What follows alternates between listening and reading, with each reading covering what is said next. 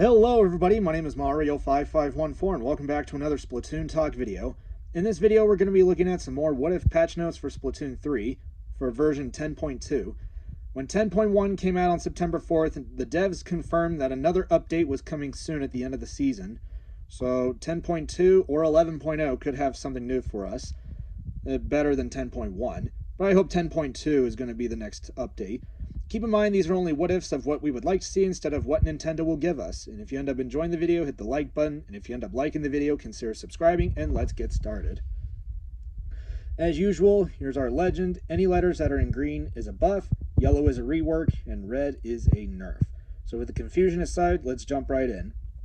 First up are changes to the 96 gal. So for all three weapons, we're going to increase its droplet rate from 3.4 to 4, completely reverting the nerf that it got on Splatoon 2 on its launch.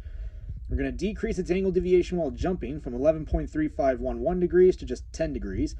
We're going to decrease its ink consumption from 2.3 to 2.1%, and then finally decrease the maximum frequency at which bullets shoot towards the outer reticle from 30% to 15%. So what this means is that at maximum, the bullets will shoot towards the outer reticle, but there's a 15% chance that the bullets will shoot towards the outer reticle or deviate from the outer reticle. So with that decreased chance, 96 gal is going to be a lot more accurate, though it will still have the ground RNG issues. It won't be as noticeable. So I think with these changes, 96 gal is going to feel a lot better.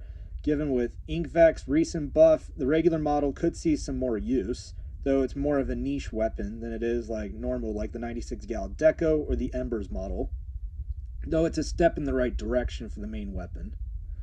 Alright, next up are changes to the H3 nozzle nose. So for all three weapons, we're going to increase its droplet rate from 3 to 4, reverting the nerf that it got upon Splatoon 2's launch. We're going to increase its bullet velocity from 28.75 units to 30 units per frame. We're going to increase its effective range from 115 to 125 units, and finally decrease its ink consumption from 2.08 to 1.8%, completely reverting the nerf that it got nearing the end of Splatoon 2. So I think with these changes, H3 is going to feel a lot better, given that if you look at H3 nozzle nose, it has some very solid kits, though it's usually the main weapon that struggles the most. So giving some of that power to the main weapon definitely goes a long way, and it's a step in the right direction to help H3 move forward into the meta or just in the game in general upon these changes. If they were to happen, of course. No guarantee. Next up are changes to Splattershot Pro. So for all three weapons, we're going to increase its droplet rate from 2 to 3. We're going to increase its shot velocity from 38.33333 units to 40 units per frame, so we can get rid of that giant number.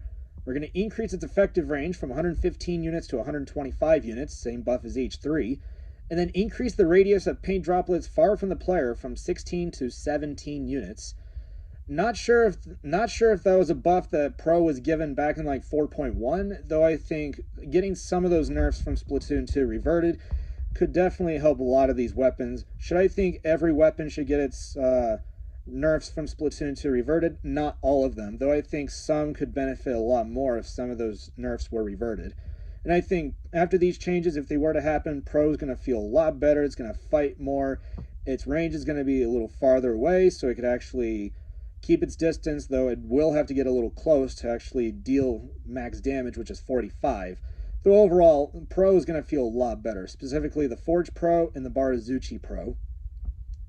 Alright, next up are changes to Ballpoint Splatling. Up until now, Ballpoint has been given nothing but nerfs, and the only buff that it was given was back in 3.1, which was a points for special buff, which eventually got reverted in 4.0.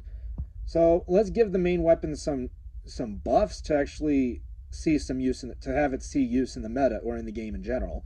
So first up, we're going to decrease its angle deviation while on the ground in long range mode from 1.5 degrees to 1 degree, reverting the nerf that it got in 6.1. We're going to increase its shot velocity in long range mode from 10 units to 15 units per frame. We're going to increase the effective run speed up from 25 to 30%, another Splatoon 2 nerf getting reverted, and a Splatoon 2 nerf that's getting reverted, and decrease its angle deviation while jumping in long range mode from 4 degrees to 2 degrees. I think that's all the changes that Ballpoint could receive for now, but I think if Ballpoint doesn't feel any better, I think we can give it a few more and then just pump the brakes on that. Though after these changes, Ballpoint's going to feel a lot better. Run speed up is going to feel more powerful. Its shot velocity is going to be even faster, and it's going to have longer range in long range mode, meaning that Pencil has to be a little careful when fighting Ballpoint, because Ballpoint could take it out if it's close enough to it. Not to mention, Ballpoint has a more aggressive kit, having Fizzy Bomb and Inkjet, while Pencil has more of a supportive kit, which has Sprinkler and Tacticooler. So I mean, Pencil still has the edge over Ballpoint when it comes to range, though I think when it comes to fighting power, Ballpoint definitely has the win there, given with their kits. So I think Ballpoint would benefit so much with these changes. Alright, next up are changes to Splatter Shot. So for all three weapons, we're going to decrease its ink consumption from 0.92 to 0.9%, completing and reverting the ink consumption nerf from Splatoon 2. We're going to decrease its angle deviation while on the ground from 4.86 degrees to just 4 degrees, increase its droplet rate from 1.5 to 2, decrease its angle deviation while jumping from 11.66 degrees to 10 degrees, and then finally decrease the distance between droplets from 92 units to 85 units. I think after these changes, Splatter Shot is going to be good from here, and yeah, I think it's going to be fine from here. It won't need any more changes after this. Though making it more competitive, having it fight more than just spamming its special is definitely something that I think the devs could try to do instead of just nerfing its points for special. Because, I mean, they have done it twice in 6.1 and 7.2. Though I think giving some power to the main weapon can make it more competitive. It's going to have to fight more. It's incentivizing the player to move in more and keeping it from getting too powerful without spamming its Zuka. So I think these changes are all that Shot will get, and then we'll be fine from here.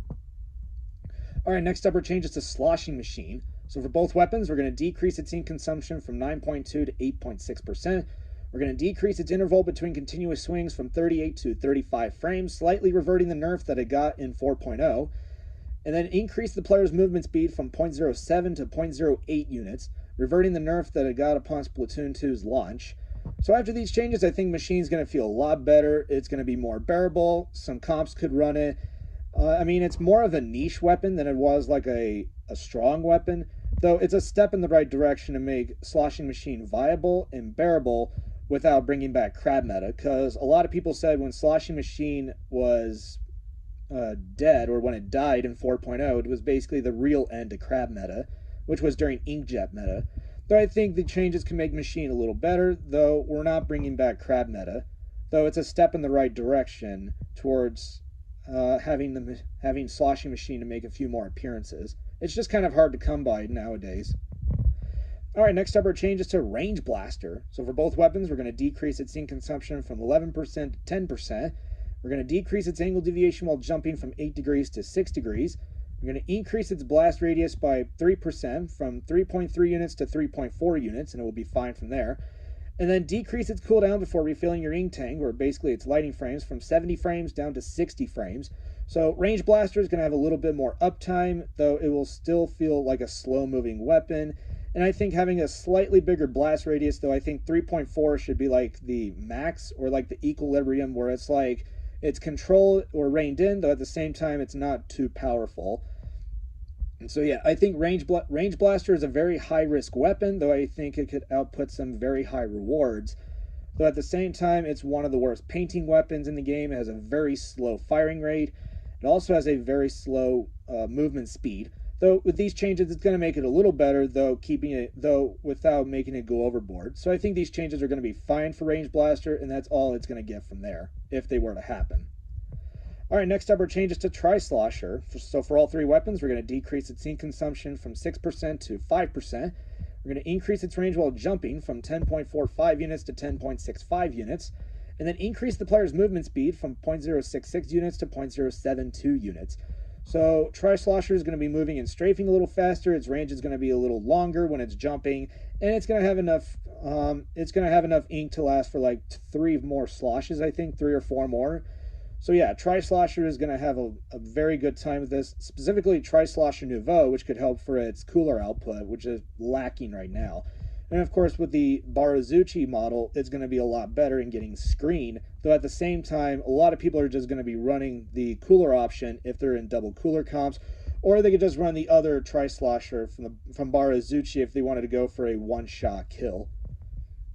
Alright, next up are changes to the Rapid Blaster Pro. So for all three weapons, we're going to decrease its angle deviation while jumping from 8 degrees to 6 degrees. We're going to increase its splash damage from 35 to 40, and then decrease its ink consumption from 8% to 7%. So Rapid Blaster Pro is going to have 2 more shots before it has to refill its ink tank. Its jump RNG is not going to be as terrible, and its splash damage being 40 could actually combo with other weapons that deal between 50 to 70 damage. And it could also combo with Burst Bomb, which Burst Bomb's directs deal 60.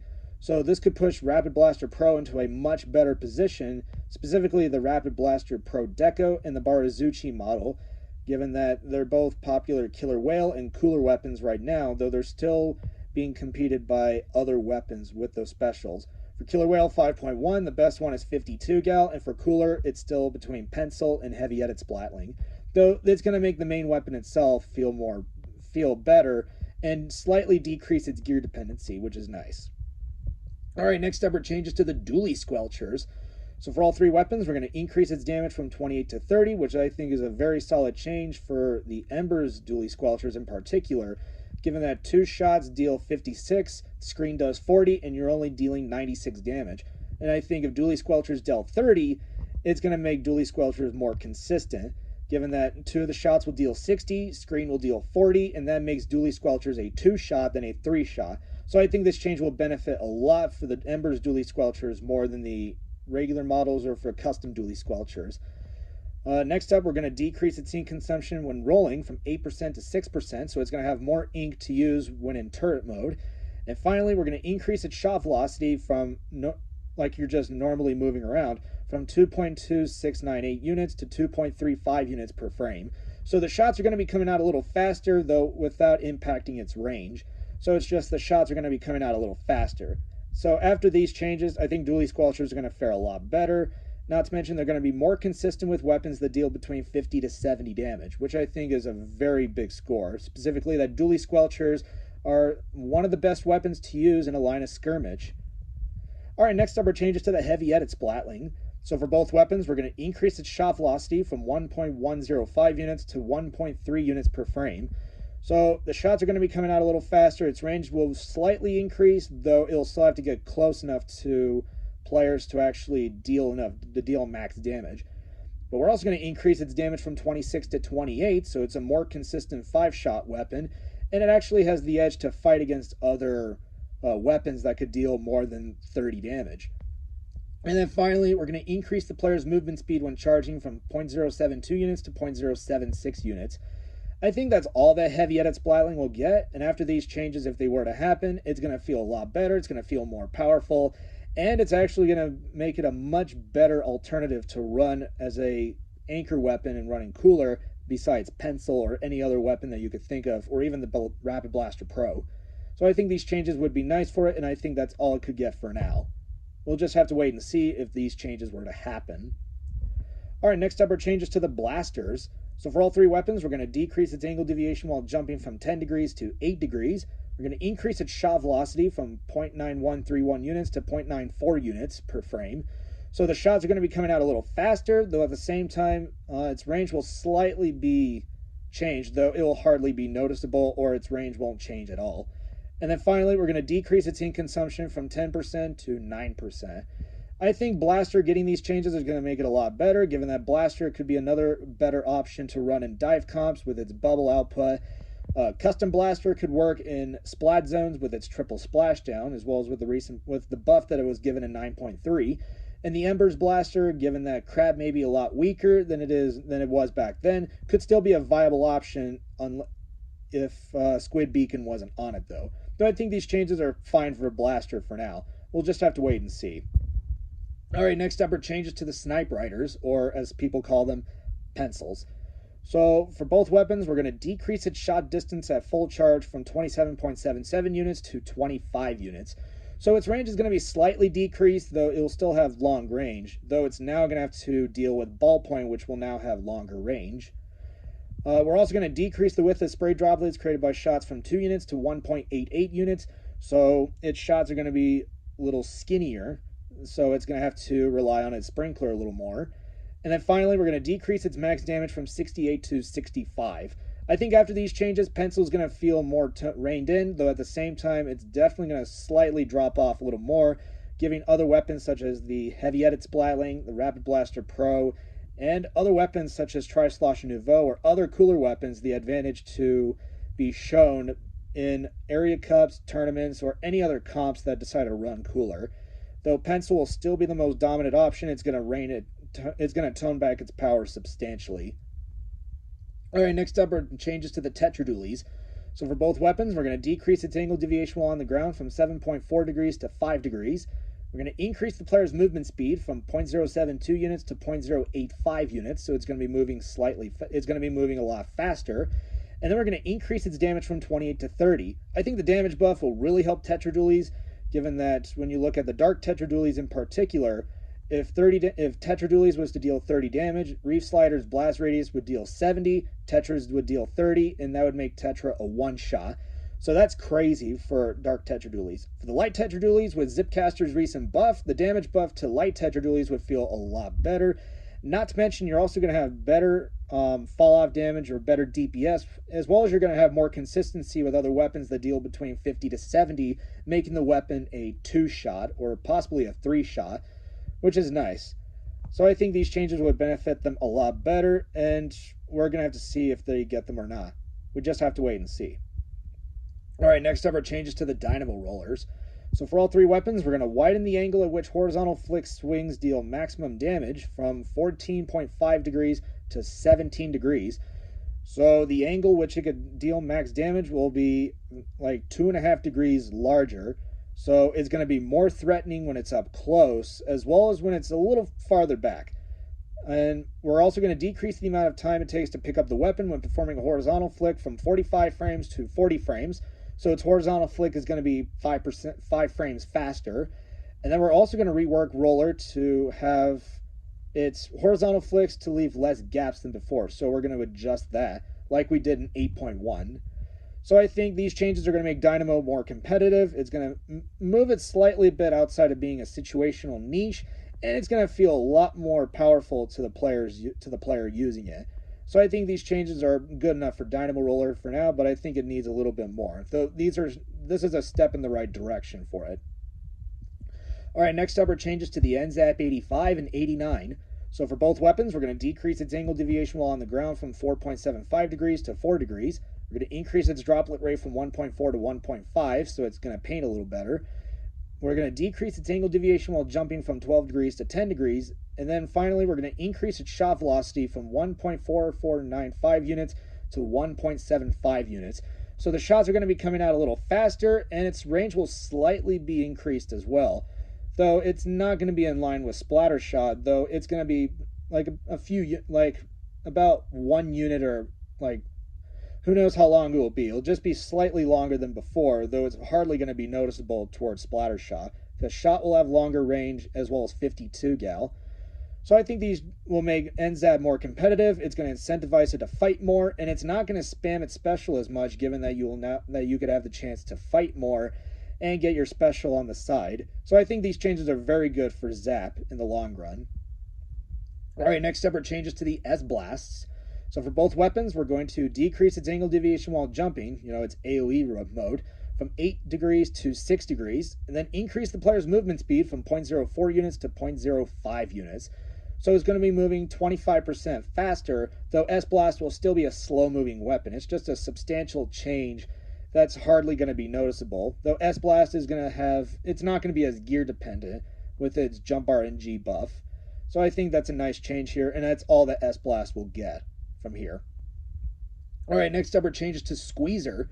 So for both weapons, we're going to increase its shot velocity while holding ZR, basically its painting mode, from 2.3032 units to 2.5 units per frame. So the shots are going to be coming out a little faster, and I don't think we're going to change its range with this. The shots will just be coming out a little faster, that's all. We're going to decrease its angle deviation while on the ground while holding ZR from 8 degrees to 6 degrees. Nice. And then finally, we're going to increase the player's movement speed while pressing ZR, basically its burst fire mode, from 0.066 units to 0.068 units. I think slightly reverting the nerf from 9.0 is definitely good, though I think reverting it completely is just going over the line, and it's going to make Squeezer go overboard, and it's going to be as oppressive as it was prior to 9.0. So I think these changes are going to make Squeezer more bearable. It may be picked a little more, though at the same time, Squeezer is just kind of hard to come by after 9.0. Though these are some good steps in the right direction. without going overboard for Squeezer. Alright, next up are changes to Luna Blaster. So for both weapons, we're going to decrease its angle deviation while jumping from 6 degrees to 4 degrees. We're going to increase its shot velocity from 0.8484 units to 0.88 units per frame. So the shots are going to be coming out a little faster. It will slightly increase its range, though I think it's probably not going to happen. And then finally, we're going to increase the player's movement speed from 0.05 units to 0.065 units. So that's like a 30% movement speed buff. And I think that's all that Luna Blaster will get if these changes were to happen. And it'll just be in a very solid spot, though Luna Blaster is more of a niche weapon if you're looking at the regular model. The Neo variant is a better option given with Ultra Stamp's recent buff from 9.3. So these weapons could see a little more use in the game in general, or some parts if it decides to become part of the meta, if any, if it's supposed to happen. I don't think so. Alright, next up are changes to Splat Dualies. So for all three weapons, we're going to increase its shot velocity from 2.3425 units to 2.5 units per frame. So the shots are going to be coming out a little faster, and its range will remain unchanged. It's just the shots will come out slightly faster. We're going to decrease its angle deviation while on the ground when you're moving as normal from 2.5 degrees to just 2 degrees. And then finally, we're going to increase its ink consumption from 0.72% to 0.8%.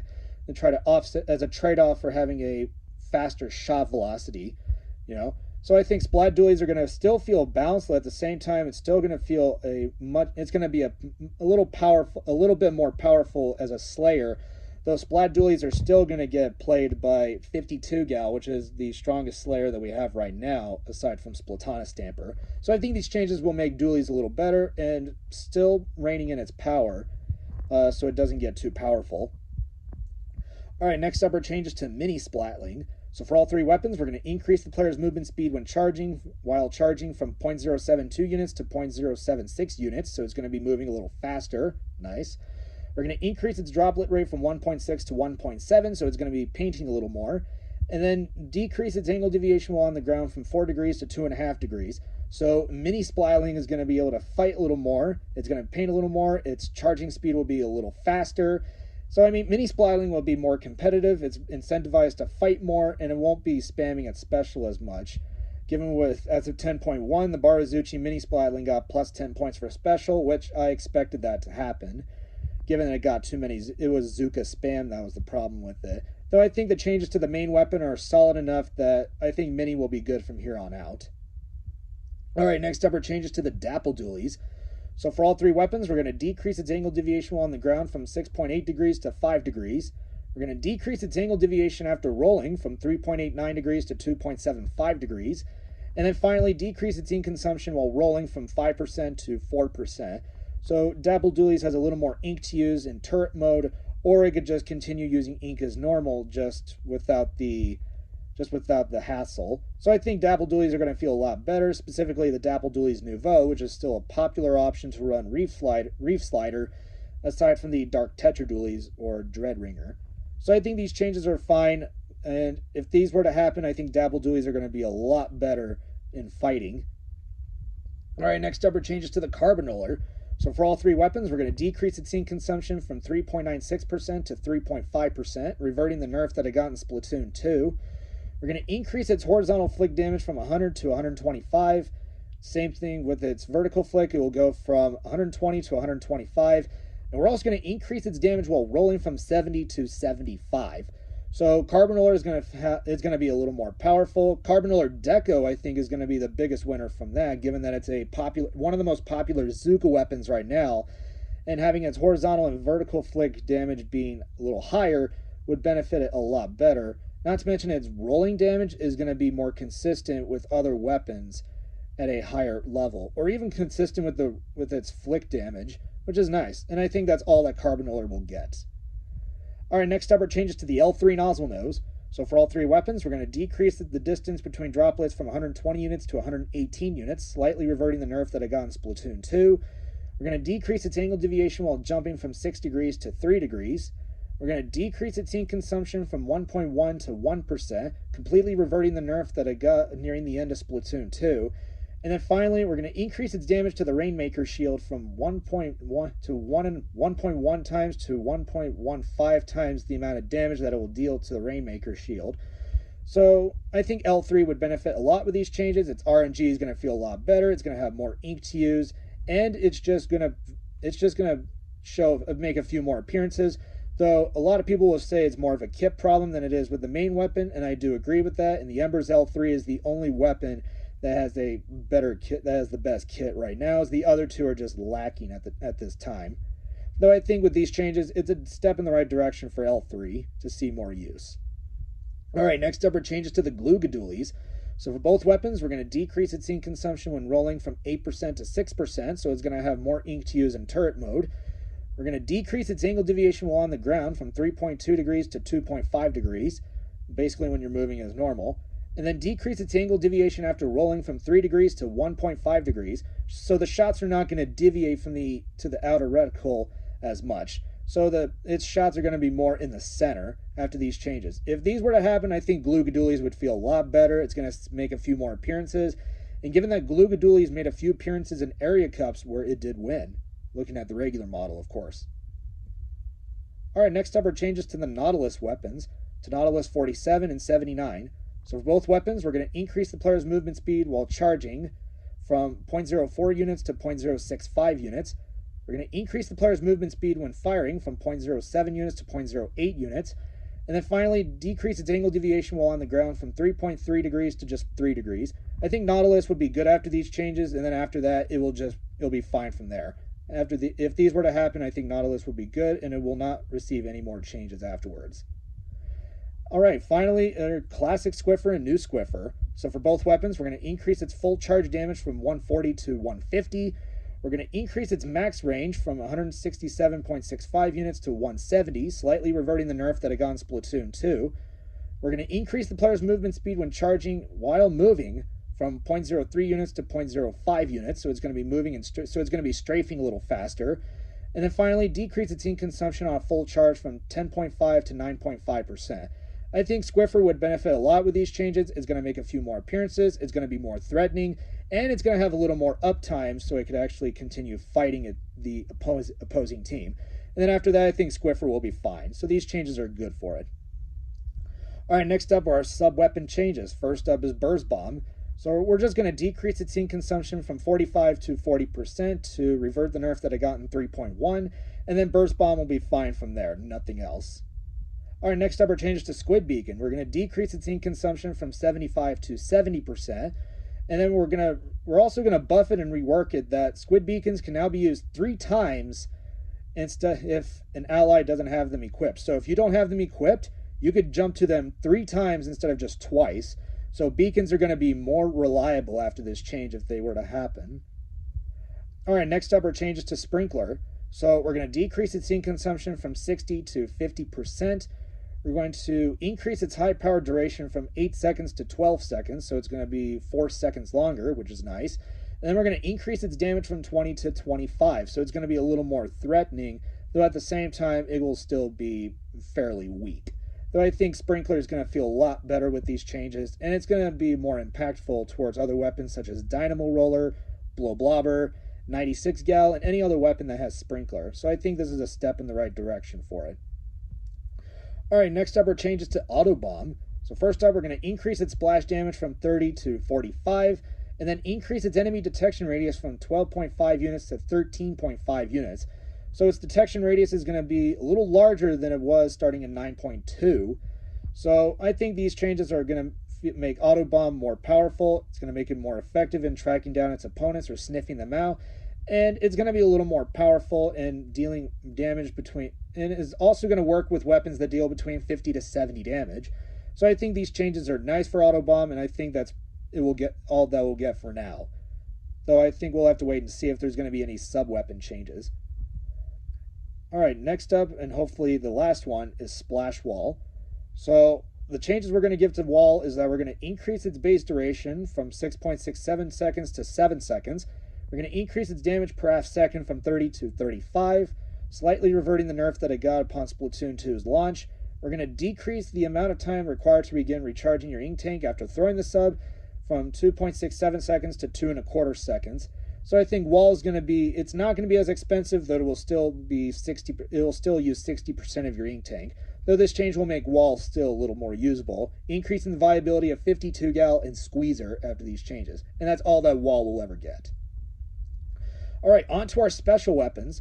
First up is Trizooka. So first up, we're going to increase the blast radius that deals 53 damage from 2.5 units to 4 units. So its blast radius that deals 35 damage is now gone. So Trizooka's old hitbox will return, or should return. We're going to increase its splash damage from 53 to 55. So people could still heal from its shot, so they're able to take another Zooka shot. We're going to increase its base duration by 60 frames from 5.5 to 6.5 seconds, reverting another nerf that I got in 9.3. And then we're going to increase its damage dealt to Big Bubbler by 35%, slightly reverting the nerf that I got in 8.1. So it's going to be 42%. So it's going to be 42% less damage towards Big Bubbler. So we're just increasing it by we're reverting it by 35%. We're going to increase its startup by another 5 frames from 20 to 25. And then we're going to rework Trizooka that gives you the ability to use your sub weapon while using the special. So if you have Splat Bomb, Burst Bomb, Suction Bomb, Curling Bomb, Ink Mine, or Point Sensor, you will now be able to use those subs when using Trizooka. If you have Squid Beacon or Splash Wall, you have to put the subs down first before you deploy Zooka. So I mean, it's just there to make sure that Zooka is being played fairly, and it just won't make things annoying for the opposing team dealing with it.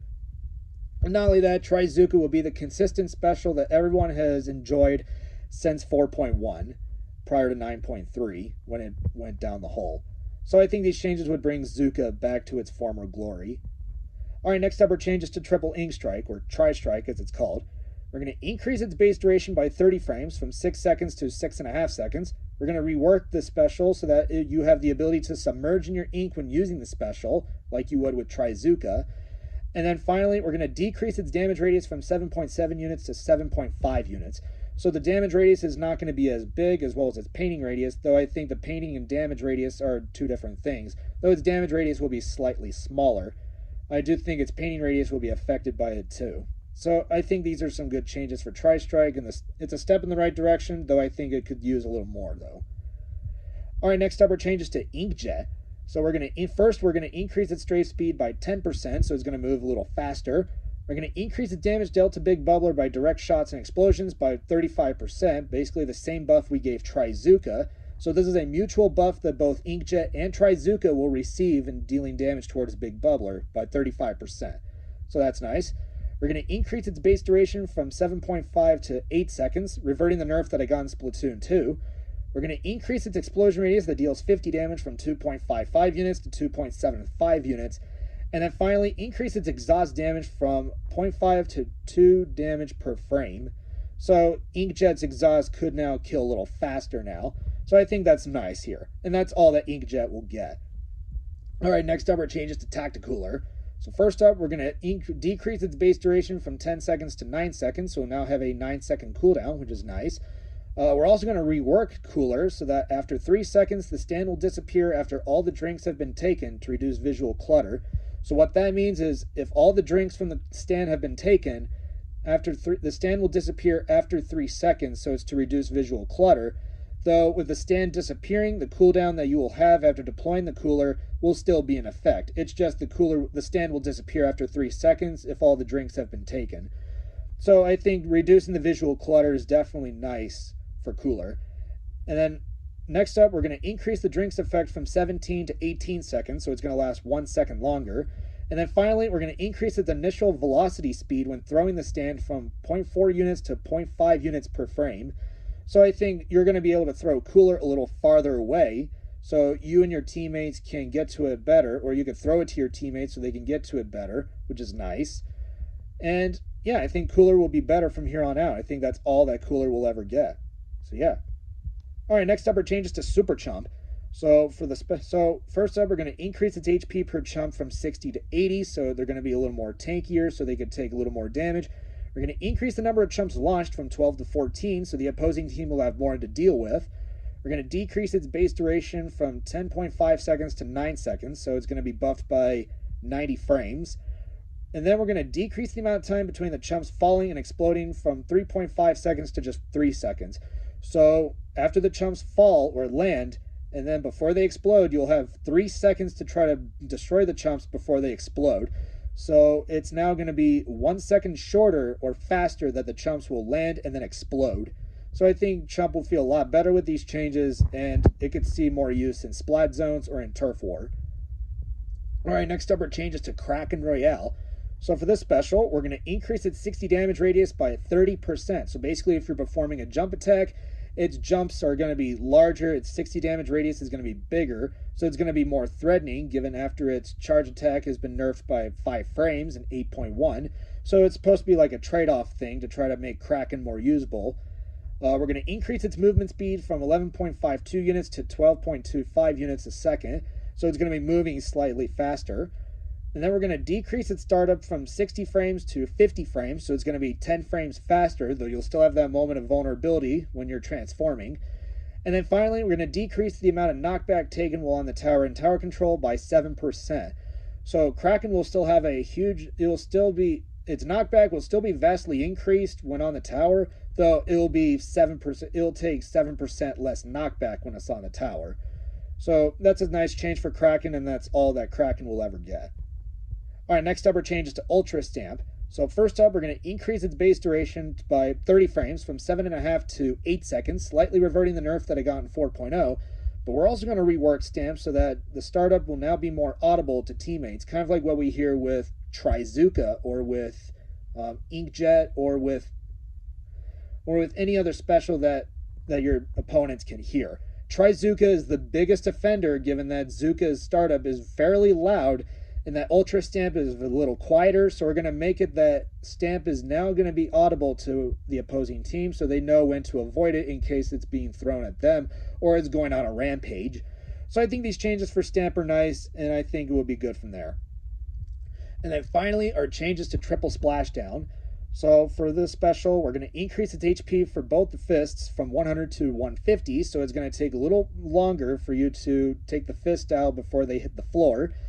We're going to decrease the amount of time it takes for the player in the Ink Fist to start dropping after rising. So basically, if you go in the air and then hit the floor, it's now going to go from 60 frames to 55 frames. So it's going to be 5 frames faster, which I think is nice. But we're also going to increase its paint and blast radius after super jumping by 40%.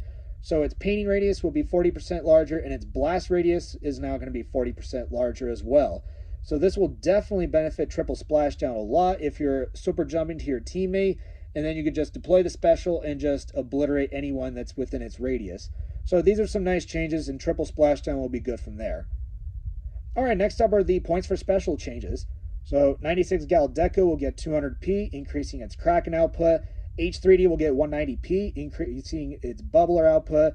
Ballpoint will get 200p, increasing its Inkjet output. Sloshing Machine will get 210, getting Booyah Bomb a little faster. Range Blaster and CRB are both getting 200p, increasing its output of both Wavebreaker and Kraken Royale. Tri-Slosh Nouveau will get 200p, increasing its cooler output. The Barazuchi Tri-Slosher will get 190p, lowering its screen output. The Rapid Blaster Pro Deco will get 180p for Killer Whale. Rapid Blaster Pro Winter, as I didn't have enough room for the Barazuchi name, is going from 200 to 190p, increasing its cooler output. Heavy Edit Splatling Nouveau will go from 210 to 200 points for special, increasing its crab output. Light Tetradualies will get 180p, increasing its Zipcaster output. NZAP 85 will get 190p, increasing its cooler output. Squeezer will get 210, increasing its Zuka output. And Dabble Dualies will be our next 160 weapon in Splatoon 3, next to Carbon Roller. So this weapon does not see as much use, though with 160p, people may use it a little more, given that it's not very good right now, and it's being outcompeted by Zap, Heavy Edit, and Pencil. Ember's L3 will get 190p, increasing its Inkjet output. Classic Squiffer will get 180p Big Bubbler, and New Squiffer will get 190p Zipcaster. So after these changes, I think all of our weapons will be good from there. And for what we could see in turf battle stages, so first up is Salt Spray Rig. I definitely see the stage returning for for the next update. And I think bringing it back like Urchin Underpass will definitely bring back the original stages that started the entire game upon the game's launch. So I think Salt Spray Rig would definitely be the best addition for it next to Urchin Underpass.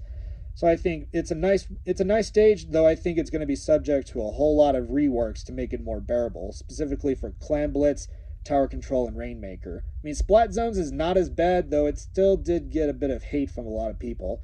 And I think the crane could still be there, because I think that's the most best part in Salt Spray. All right, next up is the Reef. I think a lot of people would like to see this stage return. I definitely would like to see it as well, given that it's one of the best stages in Splatoon 2. And then finally is Piranha Pit. I mean, Splatoon 1 was very good. I think from Splatoon 2, it would have to be reworked from a lot from Splatoon 2. So I think in Tower Control and Splat Zones, it won't be reworked as much. I think Clam Blitz could undergo a few reworks. Rainmaker, I think, will be reworked the most, given that it was one of the worst Rainmaker stages in Splatoon 2. So yeah, I think that's all the stages that we have to add in, and that's all for the video. Thank you all for watching, and I will see you all next time.